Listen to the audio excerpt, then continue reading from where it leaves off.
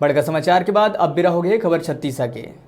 राष्ट्रीय स्वयंसेवक संघ अपन स्थापना दिवस के उपलक्ष्य में बिलासपुर के छत्तीसगढ़ उच्चतर माध्यमिक शाला में विजयादशमी उत्सव मनाईस।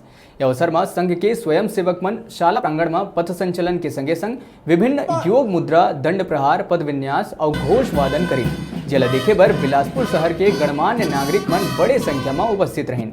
ज्ञात हुए कि राष्ट्रीय स्वयंसेवक संघ की स्थापना एकर प्रथम सर संघचालक डॉक्टर केशवराव बलिराम पंत हेडगेवार 1925 में विजयादशमी में करे रही से, जेकर उपलक्ष्य में संघ हर बछर विजयादशमी उत्सव मनाते।